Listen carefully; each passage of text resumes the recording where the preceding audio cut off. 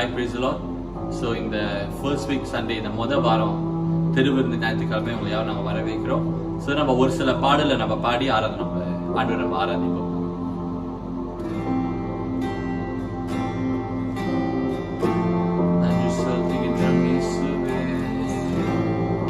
நீ சர்வ வல்லவரே, ஹல்லேலூயா. நீ நல்லவர், ஹல்லேலூயா. நன்றி செலுத்துகின்றோம் இயேசுவே. நீ நல்லவர் இயேசுவே, ஹல்லேலூயா. நன்றி செலுத்துகின்றோம். நீராளுகை செய்யும் இயேசுவே, நீராளுகை செய்யும் ராஜாவே.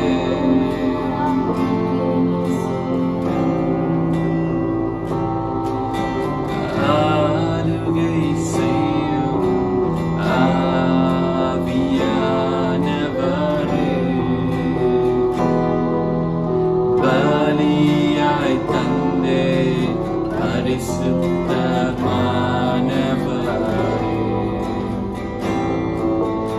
ஆளுகை செய்யும் ஆவியானவரே, பலியாய் தந்தே பரிசுத்தமானவரே. ஆவியானவரே, ஆவியானவரே, என் ஆற்றலானவரே,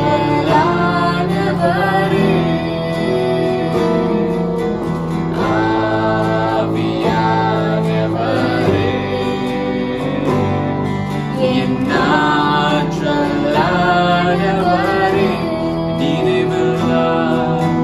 நினைவெல்லாம் உமதாகணும், பேச்செல்லாம் உமதாகணும். என் நினைவெல்லாம் உமதாகணும், பேச்செல்லாம் உமதாகணும். நான் முழுதும் வழி நடத்தும், நான் முழுதும் வழி நடத்தும். உம் விருப்பம் செயல்படுத்தும், உம் விருப்பம் செயல்படுத்தும். ஆளுகை செய்யும் ஆவியானவரே, பலியாய் தந்தே பரிசுத்தமானவரே. அதிசயம் அதிசயம் செய்பவரே, ஆறுதல் நாயகரே. அதிசயம் அதிசயம் செய்பவரே, ஆறுதல் நாயகரே. காயம் கட்டு கர்த்தாவே, காயம் கட்டு கர்த்தாவே. கண்ணீரெல்லாம் துடைத்தவரே, கண்ணீரெல்லாம் துடைத்தவரே. ஆளுகை செய்யும் ஆவியானவரே, பலியாய் தந்தே பரிசுத்தமானவரே.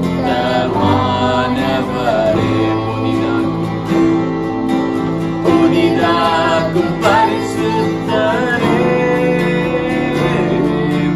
புது படைப்பாய் மாற்றுமையா. புதிதாக்கும் பரிசுத்தரே, புது படைப்பாய் மாற்றுமையா. உடைத்து விடு, உடைத்து விடு, உருமாற்ற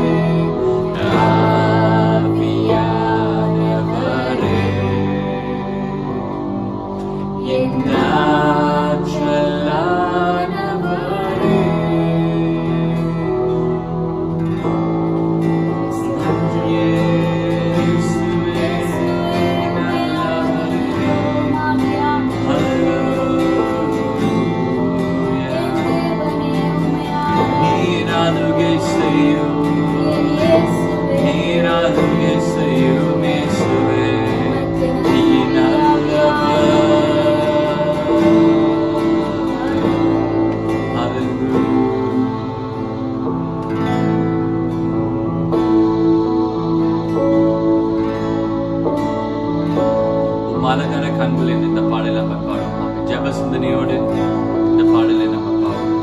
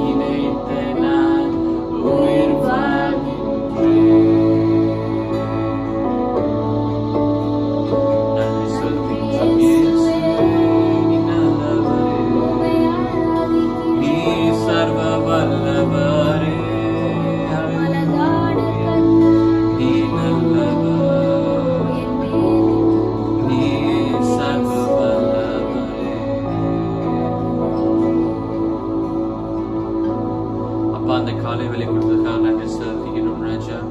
கர்த்தாவை உண்மை ஆராதிக்க அப்பா எங்களுக்கு கொடுத்த இந்த கிருபைக்காக நன்றி செலுத்துகின்றோம். அப்பா மறுபகுதியை உங்க சமத்தை நாங்கள் ஒப்புக் கொடுக்கிறோம். கர்த்தாவே நீரே பொறுப்பெடுத்து நீ வழி நடத்தும்படியாக ஜெபிக்க நல்ல பிதாவே.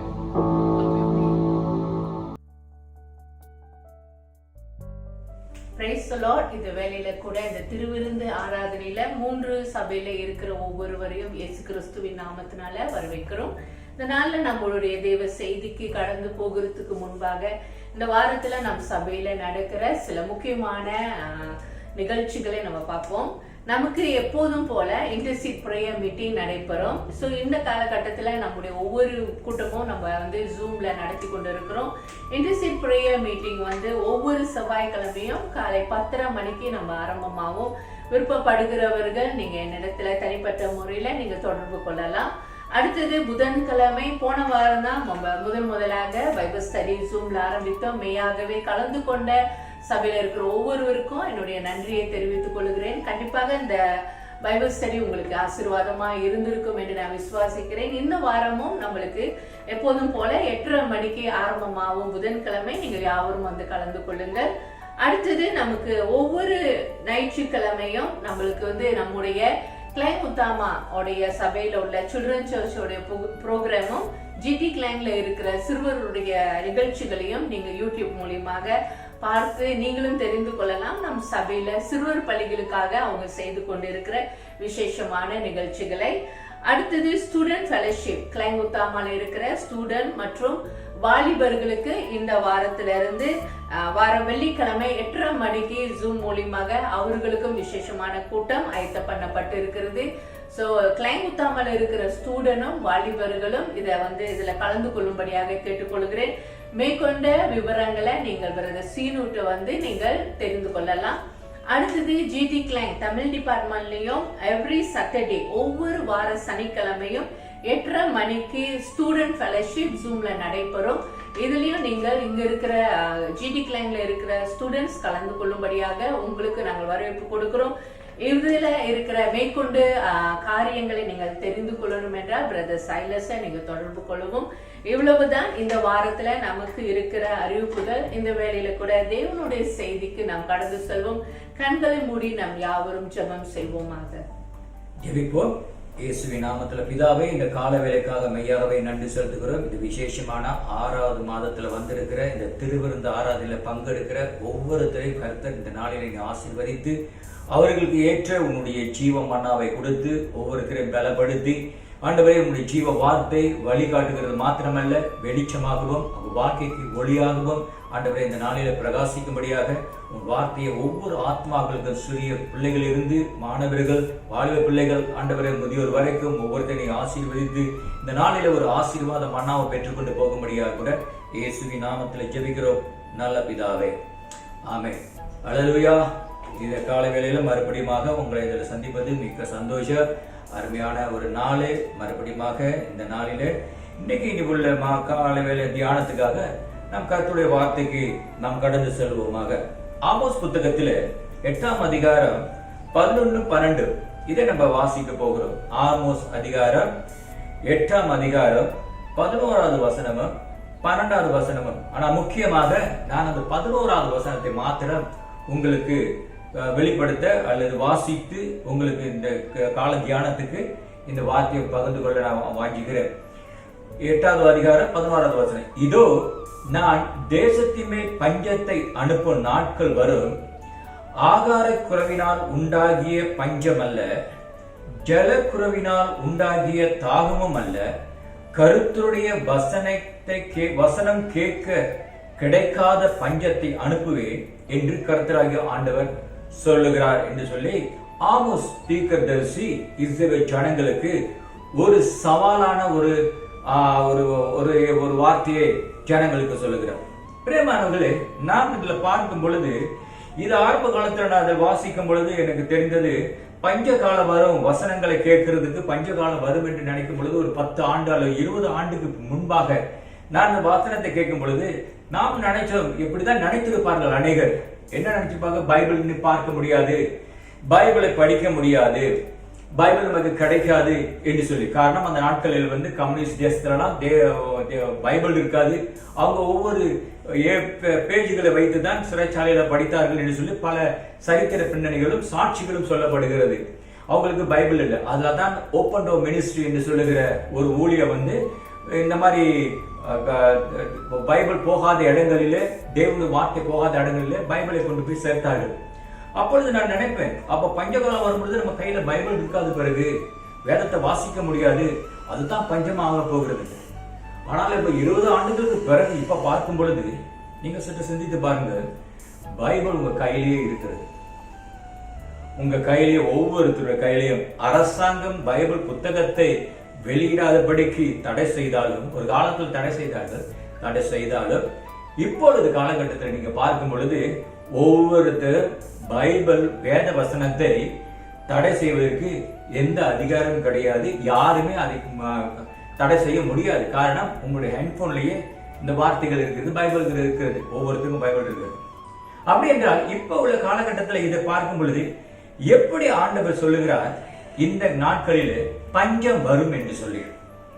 இதைதான் நம்ம சற்று தியானிக்க போகிறோம்.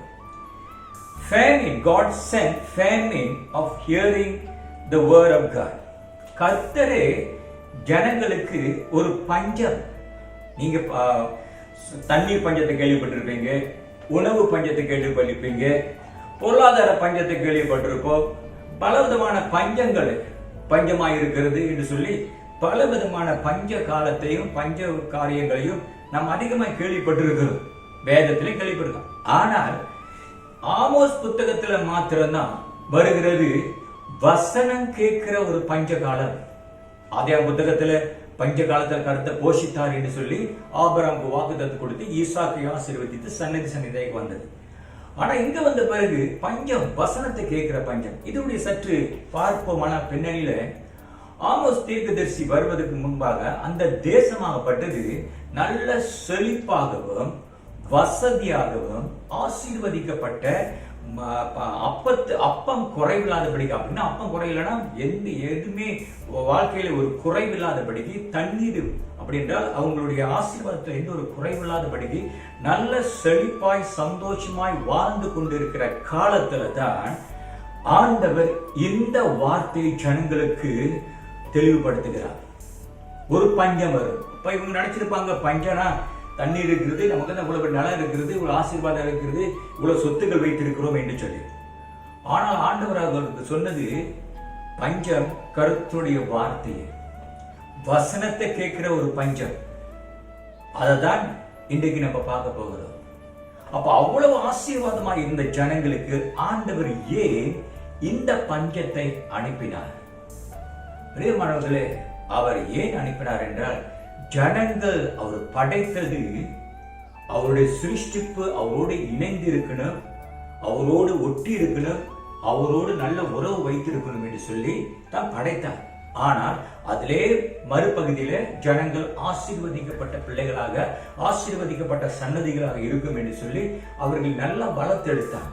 ஆனால் ஜனங்கள் என்னவென்றால், தேவனுடைய ஆசீர்வாதத்தை மாத்திரம் கண்ணோக்கி ஓடிக்கொண்டு, தேவனுடைய பாதுகாப்பை மாத்திரம் பார்த்து கொண்டு நாங்கள் நல்லா தான் இருக்கிறோம் என்று சொல்லி அதையே நோக்கி கொண்டிருந்து படைத்தவருடைய குரலையும் அவர் திட்டத்தையும் அவர் சொல்லுகிற அர்த்தத்தையும் அவருடைய சட்டத்தையும் அவருடைய சத்தத்தையும் அவருடைய சித்தத்தையும் மறந்து எல்லாமே பொருளாதாரத்தில் ஆசையில நல்லா செழிப்பாய் வாழ்ந்து கொண்டிருந்தார்கள். அப்பதான் பார்த்தா இப்படியே விட்டா தேவனே மறந்துடுவார்கள், அவருடைய தேவனுடைய நோக்கம் என்னதென்று அவர் தெரியாம போயிடும் என்று சொல்லி இவர்களை எப்படி திசை திருப்புவது என்று சொல்லி ஆசீர்வாதம் இருந்தது. ஆனா ஒரு பஞ்சம். இந்த காலகட்டத்தில் சற்று நினைத்து பாருங்க, அந்த பஞ்சம் பட்டது வசனத்தை கேட்க முடியாம, தேவ பிரசனம் இல்லாத ஒரு நேரம், தேவனுடைய சத்தத்தை கேட்காத ஒரு நேரம், தேவன் இல்லாத ஒரு காலகட்டமாக இருந்த பொழுது எல்லாமே இருந்து அவர்களுக்குள்ளாக ஒரு சோர்வு தாக்கப்பட்டது. பயம், பதற்றம், திகில் அவர்களை பிடித்ததுனாலதான் அவர்கள் அந்த நாட்களிலே அவர்கள் தேட ஆரம்பித்தார்கள். தேட ஆரம்பிக்கும் பொழுதுதான் 12வது வசனத்தை நீங்க பார்த்தீங்கன்னா கீழே பகுதியில் போடப்பட்டிருக்கிறது. திசை தடை அலைந்து திரிந்து அதை கண்டடையாமல் போனாங்க. திசை பல இடத்துல தேடாம தேவன் எங்கே, தேவன் எங்கே? பொருளாதாரம் இருக்கிறது, ஆசீர்வாதம் இருக்குது, வீடு இருக்கிறது, பிள்ளைகள் இருக்காங்க, மனைவி இருக்காங்க, ஆனா தேவனுடைய உணர்வு இல்லாம போயிட்டது. பிரியமானவர்களே, பஞ்சம் வந்தாதான் பசுமையுடைய அருமை தெரியும். பசி பட்டினியை பார்த்தால்தான் பசியுடைய அருமை தெரியும் என்று சொல்வார்கள். இந்த காலகட்டத்தில் நம்ம இப்படிப்பட்ட ஒரு சூழ்நிலையில் நீங்க சற்று சிந்தித்து பாருங்கள். நமக்கு என்ன குறைவு? இந்த MCO வந்த காலகட்டத்தில், இந்த பெண்டமிக் COVID-19 வந்த காலகட்டத்தில் நம்மள ஒரு சிலர் இந்த 2 வாரத்தில் எப்படி ஆலயத்துக்கு போக முடியல, ஆராதனை செய்ய முடியல, கர்த்தருடைய வார்த்தையை குடும்பமா கேட்க முடியல. பைபிள் ஸ்டடியில நல்லா நீங்க பாடத்தை நீங்க கேட்டிருப்பீங்க. ஒன்றாய் சேர்ந்து ஆராதிக்க முடியல, ஒன்றாய் ஐக்கியப்பட முடியல, ஒன்றாய் தேவனுடைய காரியங்களில் ஈடுபட முடியல. ஒவ்வொருத்தரும் எப்படி வாஞ்சிக்கிறீங்க? சாப்பாடு இருக்கிறது, குடிக்க தண்ணி இருக்கிறது. இப்ப இடைக்காலத்துல வேலையெல்லாம் கொடுத்துட்டாங்க, வேலைக்கு போறீங்க, நம்ம கையில பொருளாதாரம் ஒரு அளவு நம்ம கையில் கிடைக்கிறது, படுக்கிறதுக்கு வீடு இருக்கிறது, நல்ல உறக்கம் இருக்கிறது. அப்புறம் ஏன் உங்களுடைய ஆத்மா ஒவ்வொருத்தருடைய எண்ணங்களும் தேவ ஆலயத்தை இயங்குகிறது? போகாம இருக்கலாமே, வீட்டுக்கு போகாம பேசாம அமர்ந்து இருக்கலாமே, நல்லா வீட்டிலே படுத்திருந்து வேலைக்கு போயிட்டு. ஒரு காலத்து அப்படிதான் நம்ம நினைச்சோம். சேச்சி போட்டோமா பார்ப்போம், ஆலயத்துல ஒரு அலட்சியமா நம்ம அசதியா இருந்திருப்போம், நினைக்கா போவோம். ஆனா இப்ப பாருங்க, இந்த ஒரு பஞ்சம் வந்ததுனால என்ன பஞ்சம்? ஆலயத்துக்கு போகாத பஞ்சம். என்ன பஞ்சம்? ஐக்கியப்பட முடியாதபடிக்கு ஒரு பஞ்சம். பஞ்சம்னா என்ன? வறுமை. வறுமைனா என்ன? உன்னால என்ன செய்ய முடியாத பலவீனமாயி, சோகம், துக்கம், துயரம், செழிப்பாய் இயங்க முடியல. வேலைக்கு போகிறோம், ஆனா ஆத்மாக்குள் ஒரு சோர்வு, வறுமை. அப்படியே ஏழையை போல, ஆராதனைக்கு போல, வீட்டு கூட்டங்கள் நடக்கல, வாலிப பிள்ளைகள் கூட்டம் நடக்கல, மாணவர்கள் கூட்டம் நடக்கல, எல்லாருமே இப்ப ஏங்குறோம். காரணம், ஒரு காலத்துல நம்ம இதை அதோடைய அருமை நமக்கு தெரியாம இருந்தது. இன்றைக்கும் பிரியமானவர்களா, அருமையை, தேவனுடைய நன்மையான அருமைகளை நாம் தெரியும்படிக்காக தான் சில நேரங்களில் இந்த காரியங்கள் நம்ம பார்க்கும் பொழுது நம்ம அப்படித்தான் உணரணும்.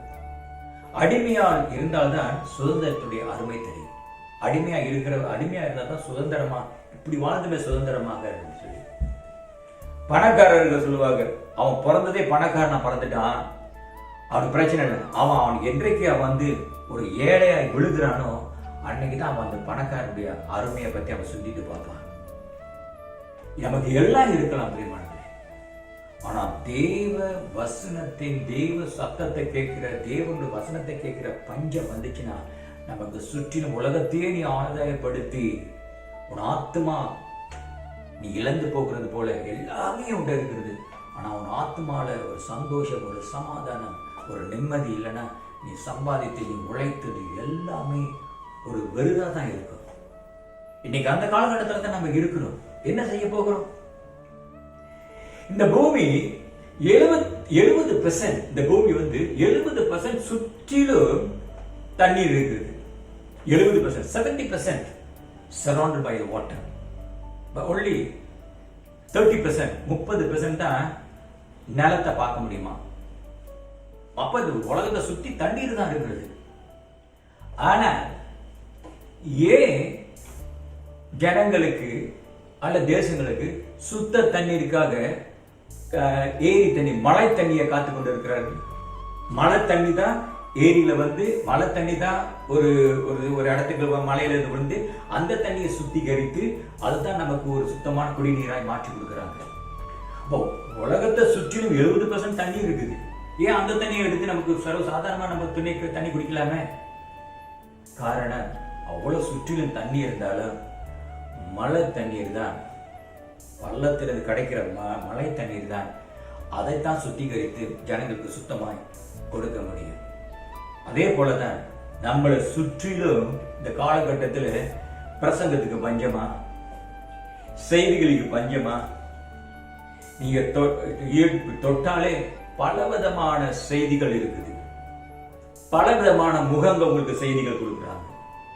மீடியால, லேப்டாப், இது ஆன்லைன்ல, நீங்க சுற்றிலும் 70% உங்களை சுற்றிலும் பிரசங்கம் இருக்கிறது, செய்தி இருக்கிறது, சாட்சிகள் இருக்கிறது, பல காரியங்கள் இருக்கிறது.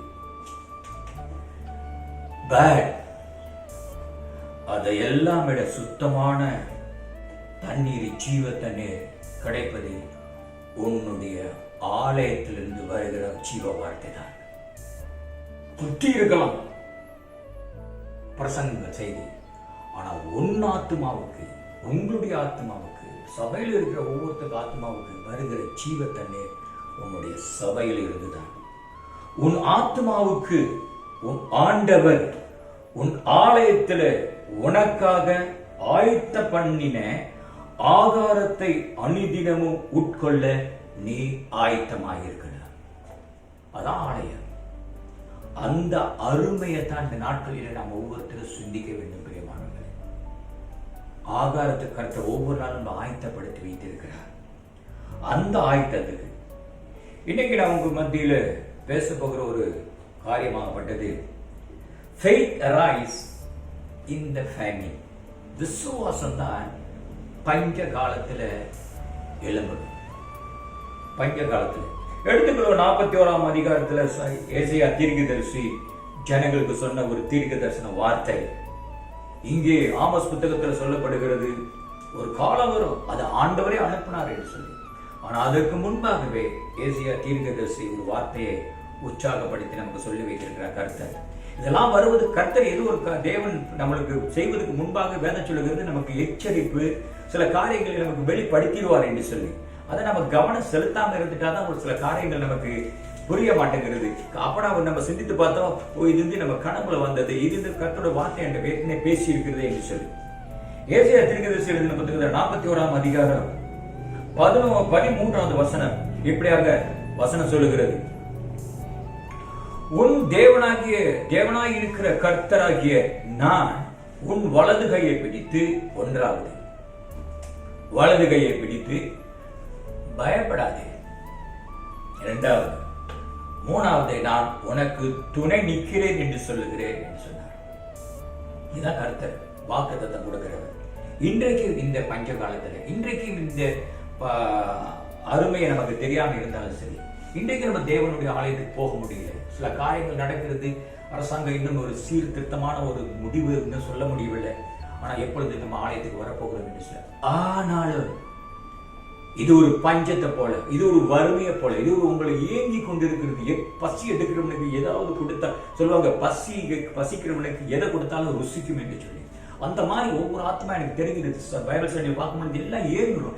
எப்ப இந்த சபையை பார்ப்போம், எப்ப சபைகள் நுழைவோம், எப்ப ஆராதனை ஒன்றாக பார்ப்போம், எப்ப ஜனங்களை பார்ப்போம், எப்ப ஒன்றாக ஆராதனை செய்ய போறோம், எப்ப கர்த்தரை துதிக்க போற ஒரு குடும்பமாக இந்த ஏக்கமாகப்பட்டது. அப்படி ஒரு பஞ்சத்துல அடிப்பட்ட ஒரு இந்த ஆத்மா இன்றைக்கு இந்த 3 மாத காலத்துல இந்த ஆத்மாவுக்கு தேவையான ஒரு ஆகாரம் இல்லாதனால அநேகருடைய வாழ்க்கையில நீங்க சிந்திட்டு பாருங்க, உங்களுக்கே தெரியும். இந்த நேரத்தில் அப்படியே பைத்தியம் பிடிக்கிறது போல. ஏன் வீடு இருக்கிறது, வாகனம் இருக்கிறது, சாப்பாடு இருக்கிறது, தூங்குறதுக்கு இடம் இருக்கிறது, அப்படியே ஏன் உங்களுடைய சிந்தனை அலக்கழித்துக் கொண்டிருக்கிறது? ஏன் ஏங்குது? ஏன் அதை ஏங்குது? காரணம் எல்லாம் இருந்த ஜீவனுள்ள வார்த்தை உங்களுடைய ஆத்மாவை தேற்றுகிறது கர்த்தருடைய வார்த்தை தான். இதுல நம்ம பார்க்கிறோம், உன் வலது கையை பிடித்து பயப்படாதே, நான் உன்னோருடைய துணை நிற்கிறேன் என்று சொல்லி.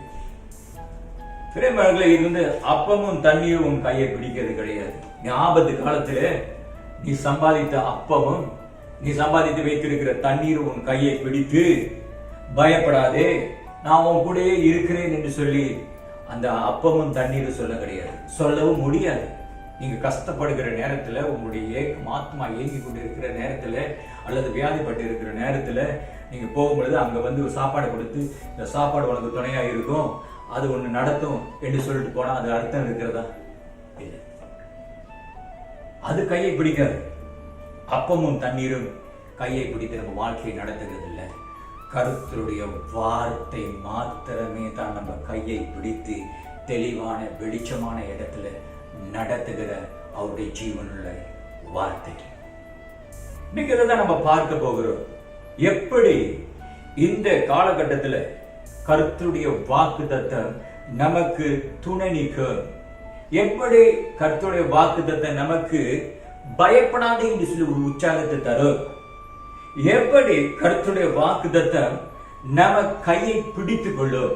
நம்ம கையை சொல்லி பிடிக்காது, உங்க ஆத்மாவை பிடித்துக் கொள்ளும். எப்படி அது செய்யும்? இதோட வழிமுறைகள் என்ன? இப்ப நம்ம வரல, ஒவ்வொரு நாளும் நம்ம படிக்கிறோம், வேதத்தை வாசிக்கிறோம், தனிமையா எல்லாம் நம்ம எல்லாமே தனிமையாக இருக்கிறது போல தான் இருக்கிறது.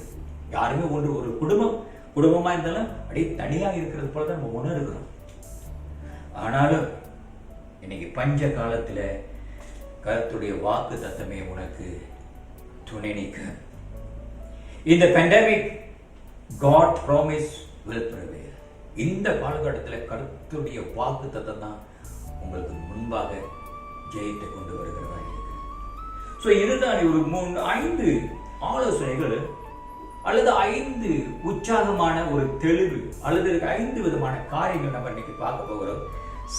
சங்கீதக்காரன் இதை பத்தி எப்படி விவரிக்கிறார் என்று சொல்லி, பஞ்ச காலத்துல அப்பமும் இல்லை தண்ணீரும் இல்லை, எப்படி வசனம் எனக்கு வழி நடத்தும், எப்படி கர்த்தருடைய வார்த்தை எனக்கு திட நம்பிக்கையை தரும், எப்படி கர்த்தருடைய வார்த்தை எனக்கு ஆறுதலாக இருக்கும், எப்படி கர்த்தருடைய வார்த்தை எனக்கு ஆதரவாக இருக்கும், எப்படி கர்த்தருடைய வார்த்தை என்னை போஷிக்க போகிறது, எப்படி அவர் என்னை கவனிக்க போகிறார் இந்த காலகட்டத்தில். காரணம், தாவீதும் பஞ்ச காலத்துல வறண்டு போவது போல மலைகளாக ஓடினான். காரணம், அவனுடைய சொந்த மகனாக அபிசலோம் விரட்டும் பொழுது வறட்சியான இடத்துக்கு மலைகளில் தான் ஓடினான். ஆனா அந்த காலத்து அந்த பஞ்சத்திலையும் அப்பவும் அவனுக்கு உதவி செய்யல, தண்ணீர் உதவி செய்யல, கூட இருந்த சோல்ஜர்கள் உதவி செய்யல. அவனுக்கு தாவீதுக்கு உதவி செய்தது எல்லாமே ஜீவனுள்ள வார்த்தை. அவனுக்கு வார்த்தை பஞ்சம் வந்ததே கிடையாது, ஜனங்களுக்கு வந்தது. ஆனா தாவீதுக்கு வார்த்தை பஞ்சமா ஆனதில்லை. காரணம், அவ்வளவு வார்த்தைகள் அவனுக்கு ஆகாரமாய் துணையாய் இருந்தது. இதைதான் நம்ம பார்க்க போகிறோம் பிரியமானவர்களே. சங்கீதம் 62 ஒரு 5 காரியங்கள் இந்த திருவிருந்தை எடுப்பதற்கு முன்பாக இதுக்கு நம்ம ஒரு துணையா இருக்கும் என்று நம்ம விசுவாசிக்கிறோம். இந்த 6வது மாதத்துக்கு நம்ம நுழைஞ்சிருக்கிறோம். இந்த காலகட்டத்தில் பஞ்ச காலத்துல பஞ்சம் வரும் பொழுது பசுமையை அருமையை நாம் தெரிந்து கொள்ள வேண்டும். அதோடைய அருமை, பஞ்சம் வந்துச்சுன்னு நாம் நினைச்சு பார்க்கல, ஆனா அதோடைய அருமை இப்பதான் நமக்கு தெரிகிறது. அதோடைய அருமையை ருசித்தவன் தான் தாவீது. எப்படி அந்த அருமையை ருசித்திருப்பார்? பஞ்ச காலத்துல தேவனுடைய நன்மையை, தேவனுடைய ஆசீர்வாதங்களை, தேவன் கூட இருக்கிறார் என்று சொல்லி எப்படி அவர் ருசித்திருப்பார்? ஒரு 5 காரியத்தை நாம் பார்க்க போகிறோம். அதுதான் நமக்கு உதவியாக இருக்கும் இந்த காலகட்டத்தில் நாம் கடந்து போகும் பொழுது. சங்கீதம் 62 1வது வசனத்துல இப்படியாக சொல்லப்படுகிறது. தாவீது சொல்கிறார், தேவனை நோக்கி என் ஆத்துமா அமர்ந்திருக்கிறது, அவரால் ரட்சிப்பு வரும். 1வது, தேவனை நோக்கி நம்முடைய ஆத்துமா அமர்ந்திருக்கிறது. அமர்ந்திருக்கிறது அப்படி என்று நமக்கு 1வது நமக்கு தெரியணும். தேவன் சொல்லுகிற அர்த்தம் தெரிஞ்சிருக்கணும். அமர்ந்திரியா, அதான் ஆமோஸ் புத்தகத்துல 8ஆம் அதிகாரத்தில் 12வது வசனம் சொல்கிறது, அவர் வடக்கும் கிழக்குகளும் மேலே அலைந்தார்கள் என்று சொல்லி. காரணம், ஆத்மா அமர்தலா இல்லை, வேலை அப்பமும் தண்ணீர் இருந்துச்சு, அதுக்கு அலைஞ்சது போல தேவனுடைய பிரச்சனை இல்லைன்னு சொன்னா அதே போல அலைகிறது. அலைகிறார்கள் வடக்கு கிழக்கு மேற்கலாம். ஆண்டவரே எங்க போயிட்டீங்க அப்படின்னு. ஆனா தாவீது சொல்லுகிறார், அமர்ந்திருந்து. தேவ சிலங்களை நமக்கு அவர் சொல்லுகிற அர்த்தத்தை நமக்கு தெரிந்து கொள்ளணும். அமர்ந்திருந்துனா என்ன? இந்த காலகட்டத்தில் ஆண்டவர் இதுக்கு வேலைக்கு போறவாரோ பல காரியங்கள் செய்கிறோம். ஆனா தேவனுடைய சமூகத்தில் அமர்ந்திருந்தா வேலை செய்யாம இல்லை, எதுவுமே செய்யாம இல்லை. உன் ஆத்மாவை அலைய விடாதே. Let not your soul wander around. அப்படியே அலைஞ்சு ஆத்மா அலைய கூடாது, அப்படியே அமைதலா இருக்கணும். வெளியில அலைச்சலா இருந்தாலும் ஒரு ஆத்மா கர்த்தருடைய வார்த்தையில அமைதலாக இருந்தா இந்த ஹோல் பாடி ஆவி, இந்த சரீரம் அமைதலாக இருக்கும். அதான் அமர்ந்து, அதான் தாவீது சொல்கிறார், தேவனே நோக்கி என் ஆத்துமா அமர்ந்திருந்த அவர் ரட்சிப்பு அவரால், விடுதலை அவரால் வரும். கர்த்தர் வாக்கு சொல்லுகிற வருடத்துல நீ ஆராதிக்கிறதே உன்னை தப்பி வைப்பார். அது எப்படி நீங்க சொல்லணும்? நீ ஆராதிக்கிற தேவன் உன்னை தப்பி வைப்பார். நீ ஆராதிக்கிற தேவன் உன்னை தப்பி வைப்பார். அதோடைய அர்த்தத்தை நாம் நன்றாக தெரிந்து கொள்ளணும் என்றால் உன் ஆத்மா அந்த வார்த்தையில அடங்கி இருக்கணும். அலைச்சல் அங்கிட்டு ஆத்மா அலையக்கூடாது, அமர்தலா இருக்கணும். அதுதான் சொல்லுகிற. அப்பதான் பஞ்சத்துக்கு இடம் இருக்காது. நீ அலைஞ்சனா அங்க ஓடுவ இங்க ஓடுவ, பொருளா வேலைக்கு செய்வது போல சம்பாதிக்கிறது போல நம்ம ஆத்மா அப்படியே அலைஞ்சா பஞ்சத்தை தான் சந்திக்கும், ஒரு இடத்துல நினைச்சு நிற்காது. அப்போ ஒன்றாவது ஆத்மாவை அலைய விடாது. இரண்டாவது தாவீது சொல்லும் பொழுது ஒரு ஆலோசனை சொல்கிறார், அவரே என் கண்மலையும் என் ரட்சிப்பும் என் உயர்ந்த அடைக்கலமானவர், நான் அதிகமாய் அசைக்கப்படுவதே இல்லை. இரண்டாவது, நாம் அமர்ந்து நம்முடைய ஆத்மா அலைய விடாமல் அமர்ந்திருந்தோம்னா உன்னை யாருமே அசைக்கப்படவில்லை. உன்னை யாருமே அசைக்க முடியாது. உன்னை எங்க வைத்திருக்கிறாரோ, எப்படி வைத்திருக்கிறாரோ அதே இடத்துல நீ வேரூன்றி கர்த்தருக்காக பிரகாசமாய் கர்த்தர் கொண்டு வருவார். நீ ஒரு அந்த இடம் உன் ஆத்மா கர்த்தருடைய வார்த்தையில அமர்தலாக இருந்துச்சுன்னா அசைக்கவே முடியாது. புயல் வந்தாலும் சரி இந்த மரத்தை அசைக்க முடியாது. அப்படியே அப்படி ஒரு உறுதி உன் ஆத்மாவுக்குள்ள இருக்க. உன் அடைக்கலம் தேவனுடைய சமூகம் தான். அங்கதான் உன்னுடைய அடைக்கலம், அங்கதான் நீ உறுதியா இருக்கணும். தேவ சமூகம், தேவனுடைய வார்த்தையில அவருடைய சமூகம். நம்ம அந்த சமூகத்தை தேடும் பொழுது நம்ம நினைக்கிறோம் ஆலயம் தான், ஆலயம் தான், ஆலயம் தான், ஆலயத்துக்கு போய் எப்படி தேடுகிறோம். நீ ஒவ்வொரு டைமும் தேவனுடைய சமூகத்துல நீ அடைக்கலத்தை தேடி உன்னுடைய ஆத்மா அசைக்கப்படுவதில்லை. உன்னுடைய அடைக்கலம் அது. ஒன்றாவது நான் சொன்னேன், தேவன் சொல்லுகிற அர்த்தம் என்னதுன்னு தெரியணும். இரண்டாவது, நீ அசைக்கப்படுவதில்லை என்று தாவீது சொல்லும் பொழுது தேவனுடைய திட்டம், அவர் உனக்கு என்ன திட்டத்தை வைத்திருக்கிறார். நீங்க பைபிள் சொல்லி பார்க்கும்போது திட்டத்துல போடப்பட்டிருக்கு, இது 1 2 3 ஒரு திட்டம் இருக்கு. பெரியமானவர்கள், இந்த காலங்களில் உங்களுக்கு சொல்றேன், சபை இந்த வார்த்தை கேட்டுக்கொண்டு இருக்கிற ஒவ்வொரு பிள்ளைகளுக்கும் தேவன் உங்களை ரட்சித்ததுக்கு ஒரு திட்டம் வைத்திருக்கிறார். அதை நீ தெரிஞ்சுக்கோ. அதனை தெரியலாட்டி நீ அடைந்துகிட்டு தான் இருப்ப. வடக்கு கிழக்கு பார்த்து அவனை போல இருப்ப, கூட போல இருப்ப. இல்லை, உனக்கு கர்த்தர் ஒரு திட்டத்தை வைத்திருக்கிறார். அந்த திட்டம் என்ன? அதை நீ தெரியும். அதுதான் உன்னை அசைக்கப்படாது, அதுதான் உன்னை அலைய வைக்காது. அதான் சொல்றார், அசைக்கப்படுவதில்லை. தேவனுடைய திட்டம் என்னதென்று தெரிந்து கொள்ளணும். அது தேவனுடைய சமூகத்துல தான் அதனை அறிந்து கொள்ள முடியும். தேவனுடைய திட்டம் என்ன? மூன்றாவது 4வது வசனத்துல பார்த்தீங்கன்னா வேலை சொல்ல அவன் சொல்ல அவனுடைய மேன்மையில் இருந்து அவனை தள்ளும்படிக்கு அவர்கள் ஆலோசனை பண்ணி அபத்தமாக பேச விரும்புகிறார்கள். தங்கள் வாயிலே ஆசீர்வதித்து தங்கள் உள்ளத்திலே சபிக்கிறார்கள். விரோதமான காரியம். ஆனாலும் தாவீது ஒன்றாவது தேவ சமூகத்துல அவனுக்கு எதிர்ப்பு இருந்தது. சமூகத்துல அவன் அமர்ந்து அர்த்தத்தை புரிஞ்சுக்கிட்டான். தேவனுடைய சமுதிரத்தில் அமர்ந்திருக்குன்னா what's the meaning of rest in the presence of God. இரண்டாவது, அவன் அசைக்கப்படுவதில் காரணம் கர்த்தர் எனக்கு ஒரு திட்டத்தை வைத்திருக்கிறார் அப்படின்னு திட்டத்தை தெளிவா தெரிஞ்சுக்கிட்டான். மூன்றாவது, ஆசை வார்த்தையிலே ஏமாறாதே. அதைத்தான் சொல்கிறார். ஒரு சிலர் ஆசீர்வதிப்பார்கள், ஆனா தங்க உள்ளத்திலே உன்னை சகிப்பார்கள் சொல்லி அவன் பார்த்திருக்கிறான். தாவீது பார்த்திருக்கிறாரு. பேசுகிறதெல்லாம் நல்ல ஆசீர்வாதமா, நல்லா தாவீது ராஜா அப்படிலாம் பேசலாம். ஆனா அவனுக்கு பின்னால நடக்கிறது அவனுக்கு நல்லா தெரிஞ்சிருச்சு. அதான் சொல்றான், ஆசையின் வார்த்தையில பெரியமாற்ற. இந்த காலகட்டத்துல ஆசையான வார்த்தையில நீங்க ஏமாற்றப்படாதீங்க, வஞ்சிக்கப்படாதீங்க, ஏமாந்துடாதீங்க. அழகான வார்த்தைகள், அழகான செய்திகள். நமக்கு நம்மளுடைய வீடு சாப்பாடு தான். எல்லா கடையில போய் ஒரு சில நேரத்தில் நம்ம சாப்பிடுகிறோம். ஆனா நமக்கு கருத்தை வைத்திருக்கிற, உனக்கு கருத்தை வைத்திருக்கிற ஆசையின் வார்த்தை, மக்கள் சொல்லுகிற ஆசையின் வார்த்தை நீ ஏமாற்றாத.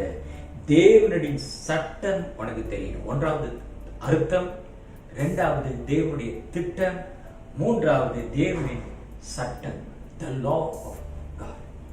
கர்த்தர் ஒரு சட்ட முறை, ஒரு ஒழுங்கு. சட்டம்னா ஒழுங்கு, ஒரு சிஸ்டம். ஒரு முறைமைகள் இருக்கிறது. அதை நாம் தெரிந்து கொள்ளணும்.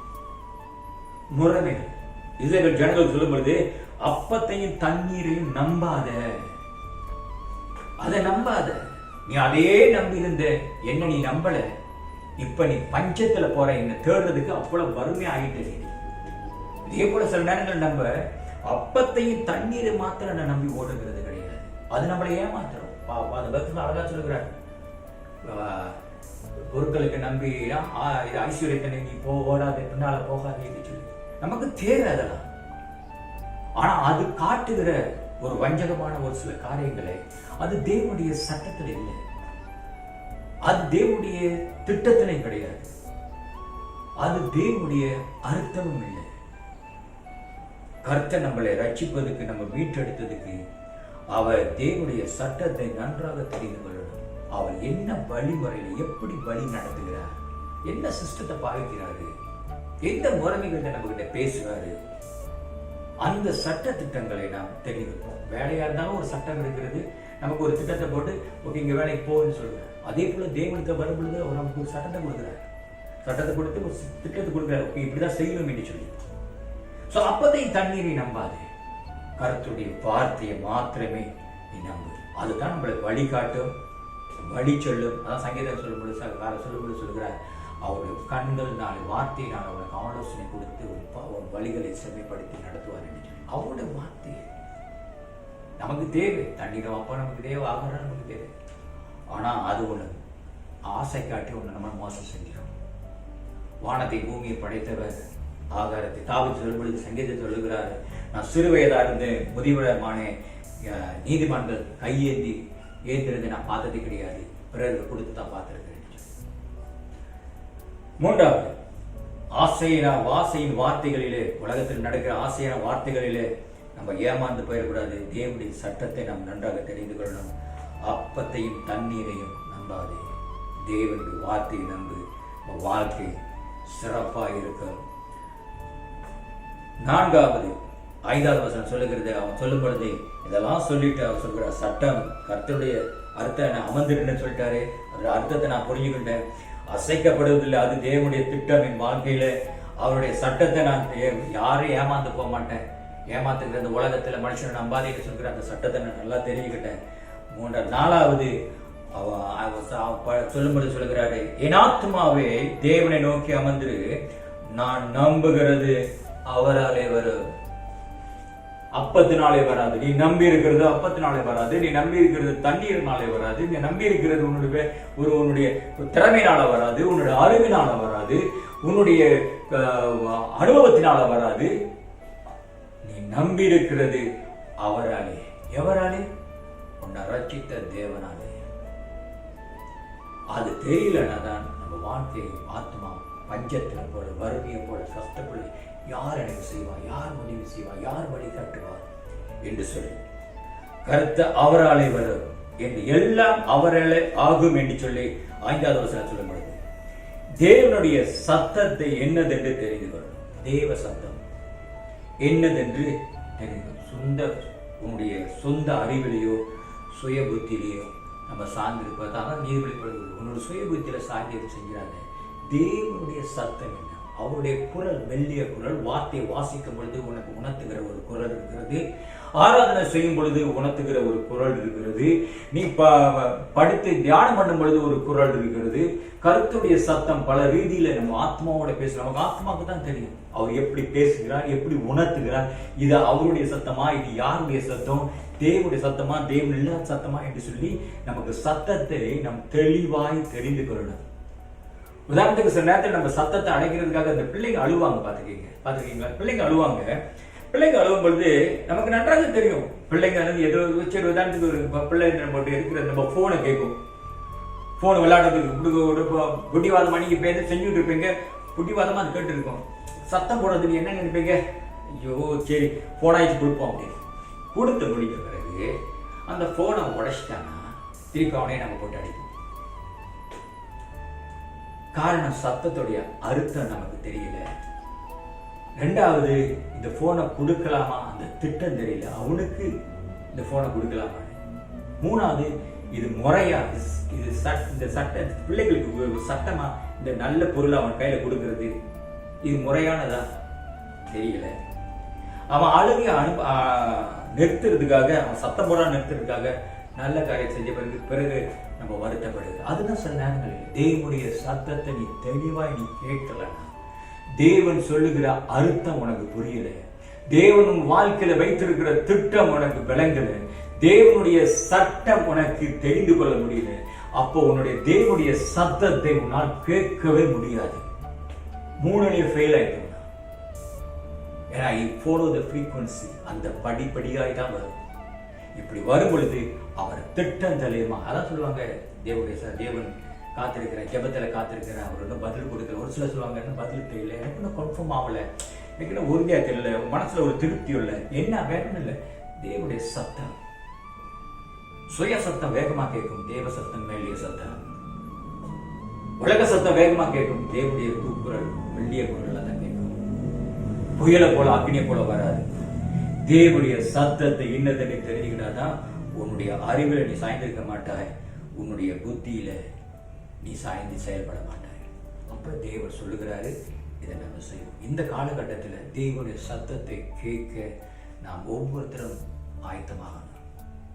அவர் என்ன இந்த காலகட்டத்தில் பேசுகிறார், இந்த காலகட்டத்தில் ஒவ்வொருத்தரையும் எப்படி பக்குவப்படுத்தி அவர் அமர வைத்துட்டு அவருடைய நாட்களின் அர்த்தம் என்ன, அவருடைய இந்த நாட்களில் எனக்கு வாழ்க்கையில் வச்சிருக்கிற திட்டம் என்ன, இந்த நாட்களில் கர்த்தர் எனக்கு என்ன சட்டத்தை என்ன முறையை கற்றுக் கொடுக்கிறார், இந்த நாட்களில் கர்த்தருடைய சத்தம் எனக்கு எப்படி விளங்குகிறது என்று சொல்லி சத்தத்தை இங்கே கேட்கிற பிள்ளைகளாய் மாறணுங்க.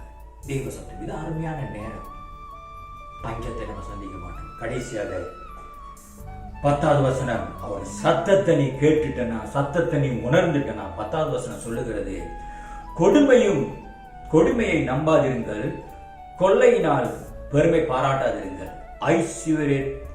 ஐஸ்வர்யத்தின் விருத்தியினால் இருதயத்தை அதை மேல் வைக்காதே இருங்கள் என்று சொல்லி. 5வது, ஆசீர்வாதத்தின் மேல் உன் இருதயத்தை வைக்காதே. அது ஆசீர்வாதம் தேவனால் வரும். உன் இருதயம் அங்க போயிடுச்சுன்னா, அதுதான் இந்த ஆமோஸ் புத்தகத்தை நான் பார்க்கிறோம். எல்லாம் முழு இருதய சிந்தனை எல்லாமே அப்பமும் தண்ணீரும் தேவனை மறந்துட்டாங்க. இந்த வாழ்க்கையில ஆசீர்வாதம் தேவனால் கொடுக்கப்படுகிறது. ஆனா உன் இருதயத்தை கொண்டு அங்க வச்சிடாத. உன் இருதயத்தை நீ அங்க வைக்கலன்னா தேவனுடைய சித்தம் உனக்கு வெளிப்படும். உன் இருதயம் எங்கேயோ அங்கதான் கருத்தர். அவர் சொல்றார், உன் ஆத்மா இருதயத்தை, எனக்கு இருதயத்துக்கு ஏற்ற மனுஷன். காரணம் தாவீதின் சத்தத்தை தெளிவாக கேட்டதுனால அந்த இருதயம், தாவீதுடைய இருதயம், ஏக்கம், எண்ணம் எல்லாமே தேவன் தான். அவன் ஏழையா இருந்தான், தேவனை அப்படி ஆராதித்தான், அப்படி தொழுது கொண்டான. அவன் பஞ்ச பரதேசியா மாறினா இல்லை, ராஜாவா வந்தான். ஆடு வைத்தவன் அரசனானான். ஆனாலும் அந்த அரசனுடைய அந்த நாட்களிலே அவன் அனுபவித்த அந்த அருமையை அவன் ருசித்து நல்லா பிடித்து கொண்டதுனாலதான் பஞ்சம் அவனை விரட்டும் பொழுது கூட, அவனுடைய மகன் விரட்டி கொண்டு போகும் பொழுது கூட அவன் ஆத்மாவுக்குள் அவன் பலனா இருந்தான். அவனுக்கு நன்றாக தெரியும், நான் தேவனை ருசித்து பார்த்திருக்கிறேன். அந்த அருமை, நல்ல காலத்துல தேவனை கூட இருந்தாரு, கஷ்டமான நேரத்தில் என்னை விட்டுருவார் என்று சொல்லி அந்த அருமையை ருசித்து தான் அவன் ஓட ஆரம்பித்தான். சவுல் விரட்டும் போதும், சாலமோன் விரட்டும் போதும், அப்சலோம் விரட்டும் போதும், எதிராளிகள் விரட்டும் போதும் அவன் ஓய்வு எடுக்கிற நேரத்துலலாம் அவனை பலப்படுத்தினது தேவனுடைய வார்த்தை. அதனால தான் தேவன் தாவீது இப்படி எழுத முடியாது. தேவனுடைய சித்தத்தை அப்பத கர்த்தர் உனக்கு வெளிப்படுத்துகிறவராக இருக்கிறார். ஐஸ்வர்யம் எல்லா தீங்குக்கும் பேரு. பிறவர்களே, இந்த கால வேளையில இந்த வசனத்தை நீங்க கேட்டுக்கொண்டு இருக்கிற இந்த வேளையில நமக்கு நன்றாக தெரியும், அப்பமும் தண்ணீரை நம்மளை காப்பாற்றாது. கர்த்தருடைய வார்த்தை தான் நம்மளை காப்பாற்றும். அப்பமும் தண்ணியும் ஒரு நாள் பஞ்சத்துக்கு போகும். ஆனா கர்த்தருடைய வார்த்தையை மட்டும் கேட்கறது பஞ்சத்தை நம்ம போனா. இப்போ பாத்தீங்களா எவ்வளவு கஷ்டப்படுது, எவ்வளவு வேலை, நம்ம பைத்தியக்காரன் போனா பாருங்க. கடைசியில் ஒரு சம்பவத்தை நான் சொல்லி முடிச்சிடுறேன். பெரிய ஒரு எரியற காட்டுல எறும்புகள் நிறையா இருந்தது. திடீர்னு அந்த காடு எரிந்துக்கிட்டு இருக்கும் பொழுது அந்த எறும்புகள்லாம் தப்பிச்சு ஓட முயற்சி எடுக்கும் பொழுது அந்த ஒரு சில எறும்பு சொல்லிச்சான், நம்ம இப்படி ஓடணும்னா எல்லாருமே இந்த நெருப்பை தாண்டி போகும்பொழுது நம்ம எல்லாருமே செத்து போயிடுவோம், ஒருத்தரும் தப்பிக்க மாட்டோம். காரணம் அப்படி நெருப்பு காடெல்லாம் பற்றி எரிந்து கொண்டு இருக்கிறது. அப்போ அதில் எறும்பு சொல்லிச்சான், இந்த மாதிரி நம்ம என்ன செய்வோம், இப்படி ஓட வேண்டாம், எல்லாருமே ஒன்று சேர்ந்து ஒரு பந்த போல நம்ம எல்லாம் உருண்டை ஆயிடுவோம். உருண்டை ஆயிட்டா இந்த இடத்துல இருந்து நம்ம உருண்டு போகும் பொழுது நெருப்பை தாண்டிடுவோம் அப்படின்னு சொல்லி. அப்ப எல்லாத்துக்கும் சரி நம்ம இப்படி போன தனித்தனியா போட்டா நம்ம செத்துருவோம் அப்படின்னு சொல்லிட்டு அதோடைய அந்த எறும்புடைய ஆலோசனை கேட்டு எல்லாம் ஒன்னா சேர்ந்துருச்சுங்க. சேர்ந்து உருண்டு மாதிரி பக்கத்துல போயிடுச்சுங்க. போன பிறகு மேல உள்ள லேயர்ல உள்ள எறும்புகளாம் பாதிப்படைந்து இறந்துருச்சு. ஆனா உள்ளுக்கு இருந்த அத்தனை பேரும் காப்பாற்றப்பட்டார்கள். பெரியமானங்களே,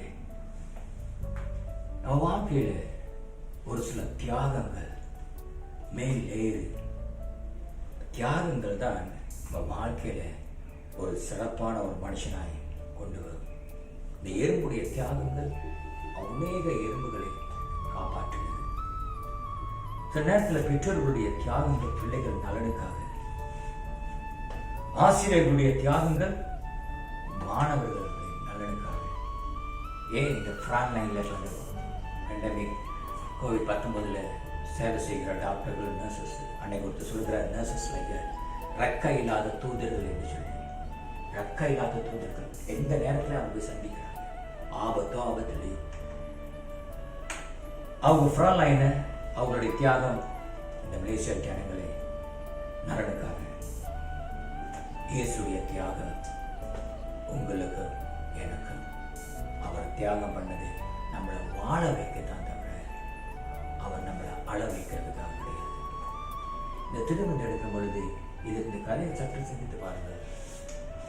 தியாகம் என்ற அர்த்தம், நாம் கருத்துடைய வார்த்தையை அர்த்தத்தை தெளிவாய் தெரிந்து கொள்ளணும்.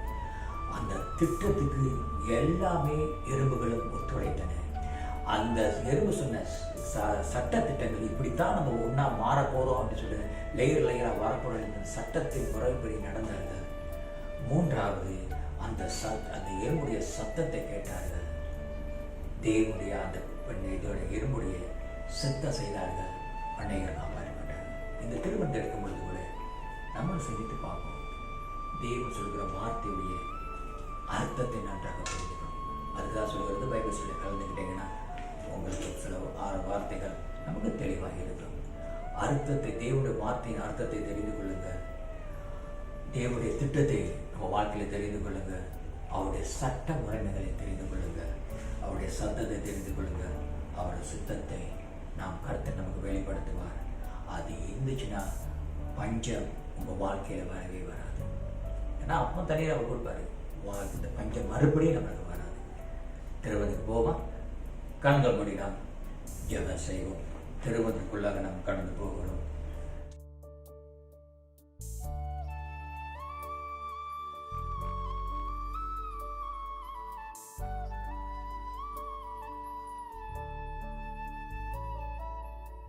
ஓகே, இந்த வேலையில் உங்கள் கருத்தில் அப்பத்தை எடுத்து வைத்துக் கொள்ளுங்கள், திராட்சரசம் வைத்துக் கொள்ளுங்கள். இந்த இடத்துல நாம் இந்த 6வது மாதத்தில் நம்ம இந்த திருமணத்தை எடுக்க போகிறோம். இதில் முக்கியமான காரியங்களை நம்ம வாழ்க்கையில் நினைக்கணும். எந்த பஞ்சம் வந்தாலும் வரலாம், நம்ம இடம் கொடுத்தாலும் பரவாயில்ல. ஆனால் வசனத்தை கேட்குற பஞ்சம் மட்டும் நம்ம வராதபடிக்கு நம்ம காத்துக்கணும். அதுக்கு தான் தாவீது நமக்கு ஒரு நல்லவராக இந்த ஆலோசனை கொடுத்துருக்கிறார். அவர் சொல்லுகிற வார்த்தையை அர்த்தத்தை நல்லா தெரிந்து கொள்ளணும். 2வது, அவர் நம்மளுடைய நம்ம வாழ்க்கையில் என்ன திட்டம் வைத்திருக்காருன்னு தெரிந்து கொள்ளணும். 3வது, அவருடைய சட்ட திட்டங்கள் நம்ம நன்றாக புரிந்து கொள்ளணும். 4வது, அவருடைய சத்தத்தை நீ கேட்க ஆரம்பிச்சுன்னா அவர் சுத்தம் தானாய் வெளிப்படுத்துவார். ஸோ இந்த வேலையிலே நமக்காக ஜீவனை விட்டவர், நம்மளுடைய நலனுக்காக அவர் தியாகம் பண்ணினார். இந்த திருவந்த நாட்களிலே வைத்துக்கொண்டு நம்ம தியானிக்க போகிறோம். அப்பமும் தண்ணீரும் நம்மளை ரட்சிப்பது கிடையாது, கருத்துடைய வார்த்தை தான். அதான் நம்மளை ரட்சிக்க வாழ வைக்க போகிறது. அந்த ராத்திரி வேளையிலே அப்பத்தை எடுத்து பெற்று இயேசுவோட காட்டி கொடுக்கும் பொழுது இதை வாங்கி பெற்று இது புசியுங்கள் என்னுடைய சரீரம் என்று சொன்னார். இந்த சரீரம் சரீரத்தில் கலந்து இருக்கும் பொழுது அவர் உங்களை வாழ வைக்கிறவர். உங்கள் சரீரத்தின் மேலே அவர் அதிகாரம் உள்ளவர். உங்களை ஆசீர்வதிக்கிறவர். பிதாவே, இந்த அப்பத்தை ஆசீர்வதியும். இதை எடுக்கிற ஒவ்வொரு பிள்ளைகள் மேலும் இந்த அபிஷேக வல்லமை, ஆசீர்வாதத்தின் கரம், கர்த்தாவே உடைய ஆலோசனையின் பார்வை, ஆண்டவரே உம்முடைய வழி நடத்தல் ஜீவ வார்த்தை ஒளி எங்கள் மேலே வீசும்படியாக உடைய சொல்கிறோம். நன்றி செலுத்தும். இந்த உடன்படிக்கை ஆண்டவர் எடுக்கும் பொழுது சரீரத்தில் எந்த பலவீனமாக இருந்தாலும் கர்த்தர் இந்த உன்னுடைய சரீரத்தினால ஒரு சுகத்தை கட்டளையிடுவீர்கள். ரீபாஷாந்தாராமா விசுவாசத்தோடு இருக்கும் பிரியமானவர்களே. உங்க சரீரத்தில் எந்த ஒரு நோவு இருந்தாலும் சரி, கர்த்தர் இந்த நாளிலே பஞ்சத்தை எடுத்து கர்த்தர் பரிசுத்தமான ஒரு பசுமையை கொடுத்து உங்க வாழ்க்கையில ஒரு நன்மை செய்ய அவர் சுத்தம் உள்ளவராக இருக்கிறார். நன்றி சேர்த்துக்கிறோம். பிதாவை ஆசீர்வதியும். ஒவ்வொரு கரத்தையும் ஆசீர்வதிக்க முடியாது. இயேசுவின் நாமத்தில் ஜெபிக்கிறேன். ஒன்றாக புசிப்போம். அதே ராத்திரி வேளையில திராட்சை ரசம் எடுத்து வாங்கி பானம் பண்ணுங்கள். நான் உன்னோடு செய்கிற புதிய உடன்படிக்கை. பிரியமானவர்களே, இன்றைக்கு கர்த்தர் உன்னோடு செய்கிற உடன்படிக்கை இரத்த உடன்படிக்கை அவர் செய்கிறார். அப்பமும் தண்ணீரும் பஞ்சத்தை சந்திக்க, ஆனா முடிந்த அளவுக்கு கர்த்தருடைய வசனம் பஞ்சத்துக்கு போகாதபடிக்கு நம்மளை ஒவ்வொருத்தரும் நாம் காத்துக்கொள்ள வேண்டும். இந்த திராட்சை ரசமாகப்பட்டது அவருடைய இரத்த உடன்படிக்கை. ஒரு நாள் நம்ம செஞ்ச ஒரு தவறு, நம்ம அலட்சியமா இருந்திருப்போம், அசட்டையா இருந்திருப்போம், அற்பமா நினைத்து இருக்கலாம், எதா இருந்தாலும் பரவாயில்ல. ஆனா இன்றைக்கு இந்த திருவிழா எடுக்கும் பொழுது ஆண்டவருடைய நம்ம அறிக்கை என்ன சொல்லுவோம்? ஆண்டவரே, உடைய வார்த்தையின் அர்த்தத்தை நான் தெரிந்து கொள்ளணும். ஆண்டவரே, என் வாழ்க்கையில் வைத்திருக்கிற திட்டத்தை நான் தெரிந்து கொள்ளணும்.